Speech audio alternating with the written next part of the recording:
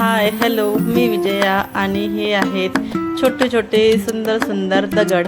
आता तुम्हाला प्रश्न पडला असेल की हे दगड यांना कुठे भेटले आणि याच्यावर असे हे छान छान चित्र कसे काय काढलेत आणि हे नंबरिंग वगैरे असं काय केलं आहे, तर सगळं सांगते मी तुम्हाला।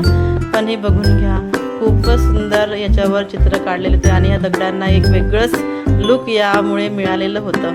तर हे आहे हिंदी विश्वविद्यालय वर्धा येथील छोटे छोटे हे दगड आणि हे दगड होते हिंदी विश्वविद्यालयाच्या बाहेरच्या रोडवर तिथे ठेवलेले। आता तिथल्याच मुलांनी हे बनवलेले असतील आणि छान याला असं एका ठिकाणी 2-3 सेटमध्ये असे रचून ठेवले होते। 2-3 छोटे छोटे ढीग इथे असे हे यांनी तयार केलेले होते। मला तर फारच आवडलं याच्यावर केलेलं हे वारली पेंटिंग, हे लिहिलेले चित्र, महात्मा गांधींचे चित्र, स्वामी विवेकानंदांचे चित्र, त्याच्यानंतर हे सेव्ह वॉटर सेव्ह अर्थ आणि इतके सुंदर सुंदर या ठिकाणी ते लुक आलेला होता या दगडांना की असं पाहतच राहावं वाटलं। आम्ही सहज रस्त्याने जात होतो, मी आणि हर्षद, तर आम्हाला रस्त्याने हे दिसलं तर म्हटलं काय आहे, वेगळं काहीतरी दिसत आहे म्हणून बघितलं आणि थांबलो।